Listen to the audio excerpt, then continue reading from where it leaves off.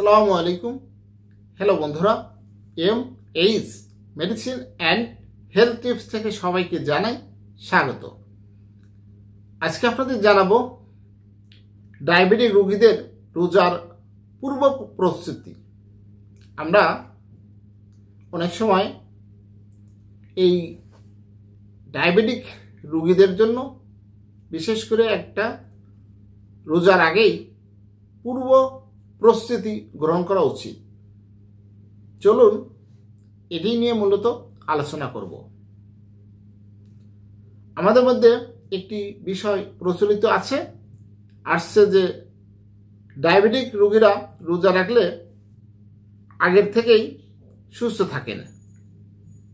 এই কথাটি আসলে কতটুকু সত্য তা প্রতিবেদন শেষেই বুঝতে পারবেন। তার আগে যেসব ডায়াবেটিক রোগীদের নিরাপদে রোজা পালনের সংকল্পবদ্ধ হন তাদের রমজানের কমপক্ষে কয়েক সপ্তাহ আগেই চিকিৎসকের পরামর্শ নিয়ে পূর্ব প্রস্তুতি শুরু করতে হবে।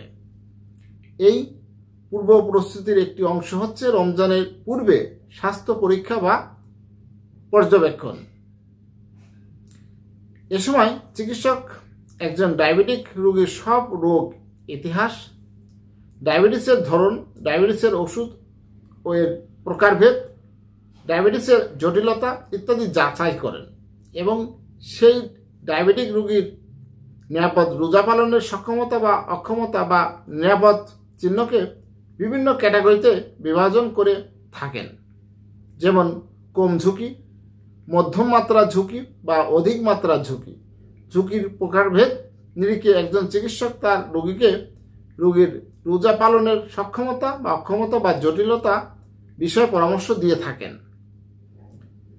তারপরও অধিক ঝুঁকির ডায়াবেটিক রোগীরাও যদি রোজা পালনে দৃঢ় প্রতিজ্ঞাবদ্ধ থাকেন তবে চিকিৎসক তাকে নিরাপদে রোজা পালনের জন্য প্রয়োজনীয় পরামর্শ দিয়ে থাকেন।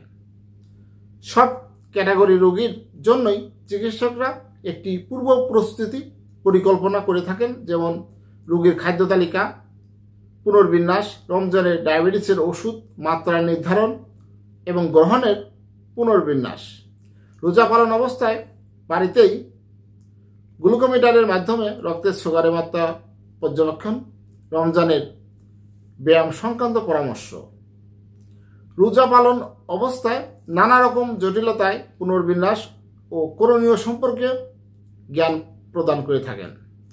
অনেকেই মনে করেন, ভ্রান্ত ধারণা রয়েছে যে রোজা পালন অবস্থায় গ্লুকোমিটারের সুগার চেক করলে রোজা ভেঙে যাবে বা ক্ষতিগ্রস্ত হবে।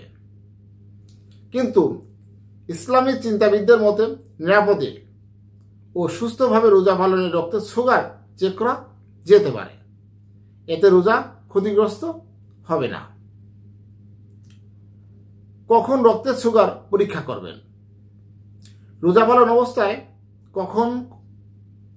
কখন রক্তের সুগার পরীক্ষা করবেন তা নির্ভর করে প্রত্যেক রোগীর কী ধরনের ডায়াবেটিসের ওষুধ সেবন করছেন তার উপর।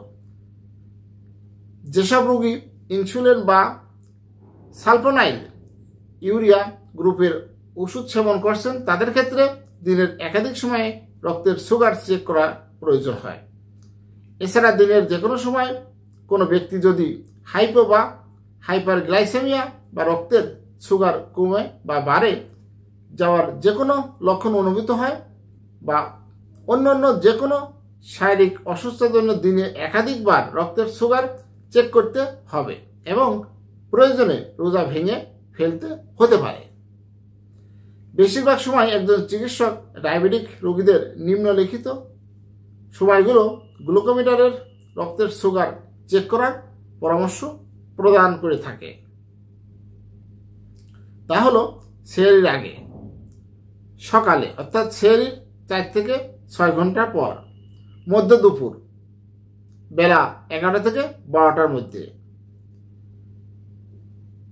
দুপুরের পরে যে অবস্থান দুপুর 2টার মধ্যে, ইফতারের আগে, ইফতারের 1 থেকে 2 ঘন্টা আগে, অথবা যে কোনো শারীরিক অসুস্থতার সময় তাৎক্ষণিকভাবে বা হাইপো বা হাইপারগ্লাইসেমিয়া বা রক্তের সুগার কমে গেলে বা বেড়ে গেলে যে লক্ষণ অনুভূত হলে। খাদ্য তালিকা পুনর্বিন্যাস। রমজান মাসে অতিভোজন বা অতিরিক্ত তেল, মশলাদার, ভাজা পোড়া খাবার এড়িয়ে চলতে হবে। রমজানের আগে একজন পুষ্টিবিদের পরামর্শ অনুযায়ী একটি সুষম খাদ্য তালিকা মেনে চলতে হবে। যাদের ডায়াবেটিসের সমস্যা রয়েছে অবশ্যই একজন বিশেষজ্ঞ চিকিৎসকের পরামর্শ নিয়ে খেতে হবে। কিছু নিয়ম রয়েছে যেখানে প্রত্যেক ডায়াবেটিক রোগীদের এসব মেনে চলতে হবে। সেগুলো হচ্ছে ক্যালোরি মেপে সেহরি, ইফতার ও ডিনার বা নৈশকালীন আহার খেতে হবে। প্রত্যেক বেলা আহারে কম শর্করাযুক্ত বা উচ্চ আঁশযুক্ত খাবার রাখতে হবে। খাদ্য তালিকায় পর্যাপ্ত পরিমাণে ফলমূল, সবজি বা সালাদ থাকতে হবে।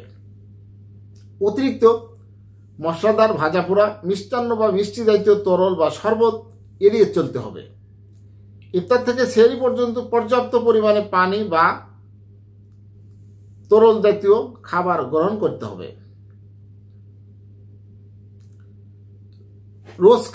রোজাকালীন ব্যায়াম।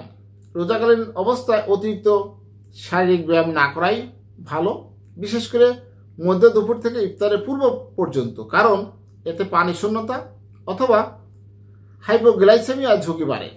রোজা পালন অবস্থায় সব স্বাভাবিক কাজ করা সম্ভব। নামাজ পালন করলে আলাদা করে ব্যায়ামের প্রয়োজন নেই, তবে চিকিৎসকের পরামর্শ অনুযায়ী ইফতারের পর নির্দেশিতভাবে হাঁটা বা হালকা ব্যায়াম করা যেতে পারে। ডায়াবেটিসের ওষুধ সমন্বয়। রমজান মাসে দৈনন্দিন রুটিন অনেক পরিবর্তন আসে, যেমন খাদ্য গ্রহণের সময় পরিবর্তন, খাদ্যের ধরন পরিবর্তন, অনিয়ন্ত্রিত খাদ্য গ্রহণ বা অস্বাস্থ্যকর ও অতিরিক্ত ক্যালোরি গ্রহণ বাড়াতে পারেন। রোজকালীন হাইপোগ্লাইসেমিয়া বা ইফতারের পর হাইপোগ্লাইসেমিয়ার ঝুঁকি বাড়াতে পারে। যে কোনো ধরনের ঝুঁকি এড়াতে রমজানের আগেই চিকিৎসকের পরামর্শ অনুযায়ী চলা উচিত, বা চিকিৎসকের পরামর্শ নিয়ে আপনি খাদ্য তালিকা নির্ধারণ করতে পারেন। এ সময় একজন চিকিৎসক প্রত্যেক রোগীর ওষুধের মাত্রা এবং ওষুধ গ্রহণের সময়কাল, প্রয়োজন ওষুধের ধরন পুনর্নির্ধারণ করে থাকেন। হ্যালো বন্ধুরা, একটা বিষয় অবশ্যই মনে রাখবেন, রোজা হোক, রোজা আগে পরে যাই হোক, ডায়াবেটিস রোগীদের অবশ্যই একটা খাদ্য তালিকা অবশ্যই মেনে চলা উচিত। খাদ্য তালিকার পাশাপাশি আপনার জীবন লাইফটা, মানে আপনার 24 ঘন্টার একটা রুটিন করা উচিত। কখন খাবেন, কখন কি করবেন, হাঁটা চলা যাই করেন একটা নিয়মের মধ্যে চলা উচিত, তাহলেই জীবনটা সুন্দর হবে। হ্যালো বন্ধুরা, আমার এই ভিডিওটি যদি ভালো লাগে, নতুন নতুন ভিডিও পেতে আমার চ্যানেলটি এখনই সাবস্ক্রাইব করে রাখুন, লাইক, কমেন্ট, শেয়ার করুন। সবাই ভালো থাকবেন। আজকের মতো বিদায় নিচ্ছি। আল্লাহ হাফেজ।